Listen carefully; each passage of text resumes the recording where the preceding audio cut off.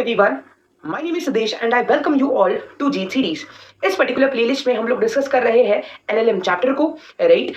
इससे पहले हमने जी सीरीज में इलेक्ट्रोस्टैटिक्स चैप्टर को 10 क्वेश्चन के माध्यम से कवर करने की कोशिश की है। तो अगर आप इस चैनल पर नए हो तो जाकर सब्सक्राइब करो, राइट। एंड इलेक्ट्रोस्टैटिक्स की जो प्लेलिस्ट है उसको जरूर चेकआउट करना, राइट। ठीक है, सबसे पहले राइट इस वीडियो को पॉज करके आप इस क्वेश्चन को ट्राई करना एंड देन इस डिस्कशन को आपको देखना है, राइट। कोई भी ऐसे ही फालतू में वीडियो नहीं देखेगा, सभी लोग पेन पेपर लेके बैठो, राइट, एंड नोट्स बनाने हैं, क्लियर है, right. Let's start, right, and discuss what the question says. The question says that a given object takes n times more time to slide down a 45-degree rough incline as it takes to slide down a perfectly smooth 45-degree incline. ये क्या कहना चाह रहा है? Let me simplify you. Let's suppose कोई block है, पहले तो ये स्मूथ सरफेस स्मूथ इंक्लाइन पे नीचे आ रहा है, राइट, एंड उसके बाद दूसरे केस में वो रफ सरफेस से नीचे आ रहा है, राइट। ये बोल रहा है कि ये रफ सरफेस में जितना भी उसको समय लगेगा वो n टाइम्स है स्मूथ सरफेस पे लगने वाले समय के, राइट। जो एंगल ऑफ इंक्लिनेशन है दैट इज 45 डिग्री, है ना।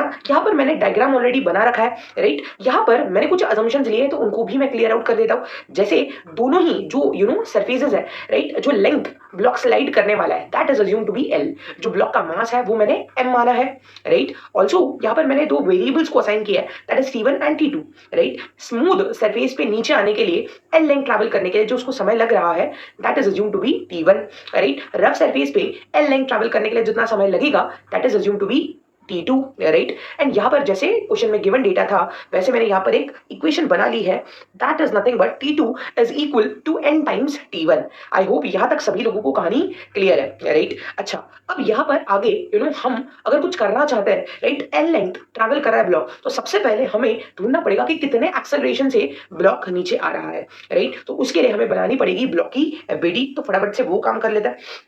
सो बेसिकली अगर हम बात करें, ऐसी बहुत सारी एबीडीज आप पहले भी बना चुके हैं, उसमें कोई भी नई बात नहीं है, राइट। ऊपर अगर हम बात करें तो नॉर्मल फोर्स लगेगा एंड नीचे correspondingly the component would be mg cos theta, right. Left side में अलोंग द इंक्लाइन एक और फोर्स लगेगा that is mg sin theta and theta is 45 degree here, right. तो यहाँ पर हम देख सकते हैं बड़े आसानी के साथ कि यहाँ पर ब्लॉक को जो एक्सेलरेट करने वाला फोर्स है that is mg sin theta. तो सिंपल सा चीज अगर मैं बात करूं इन केस वन, अगर मैं बात करूं केस वन की, that is I am analysing the smooth surface, है ना। यहाँ पर मैं स्मूथ सरफेस को एनालाइज कर रहा हूँ, ठीक है। अगर हम स्मूथ सरफेस को थोड़ा सा एनालाइज करें तो व्हाट इज द एक्सेलरेशन बेटा? एक्सेलरेशन जो आपका आएगा that is nothing but g sin theta, clear है। The force is mg sin theta divide by m, that is force divide by m will give you the acceleration, clear है। अब हमें acceleration मिल चुका है, right, and simple सा चीज है, right, the acceleration is found to be constant. अगर acceleration यहाँ पर कांस्टेंट है तो हम लोग लगा सकते हैं जो थ्री इक्वेशन ऑफ मोशन है उनको हम यूज कर सकते हैं, राइट। अगर मैं बात करूं इक्वेशन ऑफ मोशन यूज करने की तो यहां पर मैं यूज कर रहा हूं s is equal to ut plus half at square, right. ठीक है, इनिशियल वेलोसिटी जीरो में मान के चल रहा हूं, राइट। यहां पर अगर मैं बात करूं what is the displacement of the block that is l u0, right. तो पहला वाला जो टर्म है वो जीरो आ जाएगा, राइट। ut वाला टर्म, राइट, नीचे जा रहा है तो नीचे जाने के लिए मैं उसी दिशा को पॉजिटिव मान रहा हूं। तो जो बेसिकली टर्म आएगा that is half into acceleration that is g sin theta into t square। I hope this is clear, right. And smooth surface है उसके लिए अपन ने टाइम T1 माना है तो T1 का स्क्वायर आ जाएगा। आई hope this particular thing is clear, right. यहां से हमारे पास T1 की एक वैल्यू आ जाती है। What is T1 equal to everyone? T1 it would be equal to 2L divided by g, थोड़ा सा मैं ऊपर कर लेता हूं स्क्रीन को, 2L divided by g sin theta का अंडर रूट। आई होप ये चीज सभी लोगों को क्लियर है। सिमिलरली, राइट, यहाँ पर राइट साइड में हम लोग बात कर लेते हैं केस टू की, that is analysing the rough surface. यहाँ पर हम लोग रफ सरफेस को एनालाइज कर लेते हैं, ठीक है। अगर हम रफ सरफेस की बात करें तो जो समय लगने वाला है दैट इज T2। थोड़ा सा स्क्रीन को नीचे लेकर मैं यहाँ पर एबीडी बना लेता हूँ, राइट। इस एबीडी में देखो बेटा क्या क्या आएगा। अगर हम बात करें तो जाहिर सी बात है नीचे mg sin थीटा वाला फोर्स तो अभी भी होगा, राइट। बट यहाँ पर क्योंकि सरफेस रफ है, राइट, तो राइट रिलेटिव मोशन को अपोज करता हुआ ऊपर की तरफ, अलोंग द इंक्लाइन ऊपर की तरफ एक फ्रिक्शनल फोर्स भी आएगा, राइट। यहाँ पर और एक चीज हम बढ़िया रिवाइज कर सकते हैं, that what is the nature of the friction. जो नेचर ऑफ द फ्रिक्शन होगा that would be a kinetic friction, clear है। तो यहाँ पर बेटा इस तरीके से यहाँ पर एक काइनेटिक फ्रिक्शन भी लगेगा, right. And what is the value of this kinetic friction.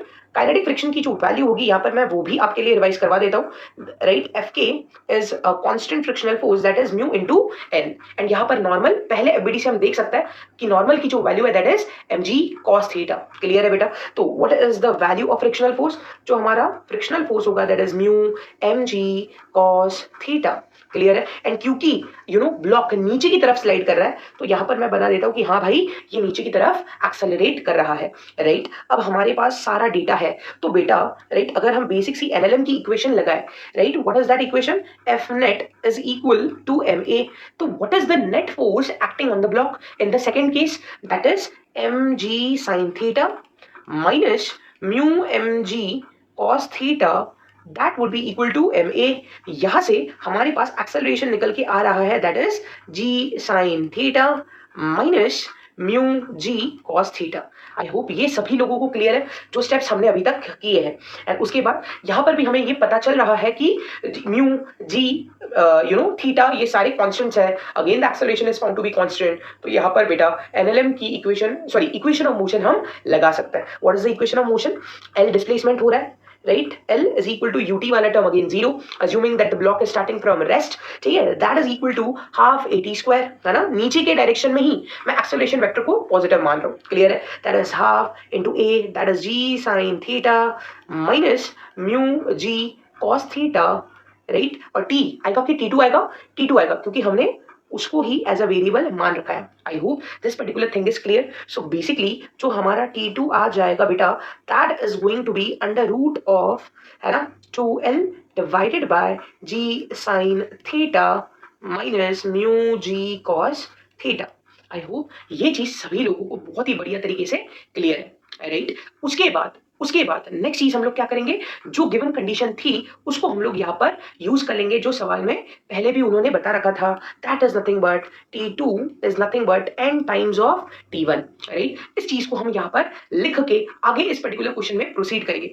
थोड़ा सा मैं स्क्रीन को ऊपर ले लेता हूँ बेटा, क्लियर है। एंड यहाँ पर हम लोग सारी चीजों को फिर से रीसॉल्व करता है, ठीक है। So let's start. ओके, सो जो नेक्स्ट स्टेप आएगा T2 that is nothing but, हमारे सामने पूरा का पूरा टर्म है। अच्छा, एक हम काम और कर सकते हैं कि सिंपल सा चीज है, हमें स्क्वायर रूट तो निकालना ही है, स्क्वायर रूट तो हटाना ही पड़ेगा ताकि चीजें हम सिंप्लीफाई कर पाए एंड म्यू की वैल्यू ढूंढ पाए। याद है ना बेटा हमारे क्वेश्चन में जो टू फाइंड वाला टर्म था दैट वाज म्यू, म्यू ढूंढना है हमें। तो एक काम यही पर कर लेते हैं कि T2 square is equal to n square into T1 square, जिसे हमें रूट बार बार नहीं लिखना पड़ेगा। अब हमारा जो रूट वाला टर्म है, जो रूट है वो उड़ चुका है, क्लियर है। आगे बढ़ता है तो T2 का स्क्वायर जो टर्म है वो क्या आ जाएगा बेटा, this is going to be 2L divided by G sin theta minus mu g cos theta, right, and this will be equal to n square times t1 का square, that is again multiplied by 2L divided by आ जाएगा G sin theta. Theta की value भी अपने पास है पहले से। यहाँ से हमें बढ़िया चीज देखने को मिल रही है कि ये जो 2L है एंड ये जो 2L है दोनों तरफ से खेलने चले गए, क्लियर है। अब अपने सामने बहुत क्लियर कट चीजें हैं, राइट। एंड हमारा जो क्वेश्चन जो मांग रहा था, जो data, that is nothing but the value of mu, right. अगर हम यहाँ पर बात करें तो डिनोमिनेटर से g कॉमन लेके उसको भी हम लोग खेलने के लिए भेज सकते हैं। तो g खेलने चले गए, राइट। अब हम थीटा की वैल्यू पुट कर लेते हैं, राइट। अगर हम बात करें साइन थीटा को उस साइड अगर हम लेके जाए तो साइन 45, राइट, ठीक है, डिवाइडेड बाय जो टर्म आने वाला है that is sine theta minus cos theta, right, mu cos theta. तो sine 45, okay, minus mu cos of 45 degree, clear है। And that has to be equal to n square.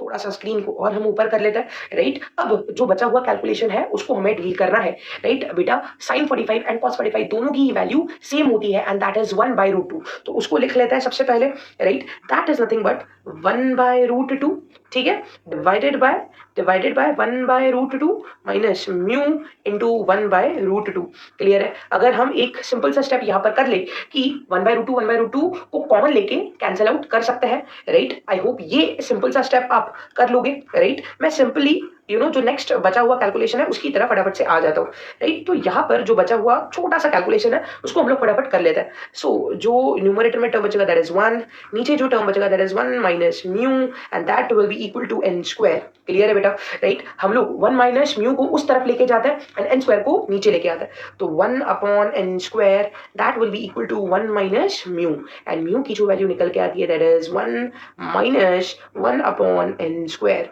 Right. ठीक है, तो हालांकि मैंने आप लोगों को क्वेश्चन में ऑप्शंस नहीं दिए थे बट एक्चुअल एग्जाम में ऑप्शंस प्रेजेंट थे एंड यही वो आंसर था जो ऑप्शन में बेटा प्रेजेंट था। आई होप ये क्वेश्चन सभी लोगों को बहुत ही बढ़िया तरीके से समझ में आया हो। ये बहुत ही सुपर्ब क्वेश्चन था, राइट। अगर आपने ऐसे क्वेश्चन ट्राई नहीं किए तो टाइम लिमिट में ऐसे क्वेश्चंस को करना कभी कभी राइट मुश्किल हो सकता है। तो आई होप सभी लोगों ने इस डिस्कशन को बहुत ही ज्यादा एंजॉय किया है, राइट, है ना। अगर आपको वीडियो अच्छा लगा तो do like and share this video with your particular with your friends. नए हो चैनल पर सब्सक्राइब करो, right. Take care, bye bye, मिलते हैं अगले वीडियो में।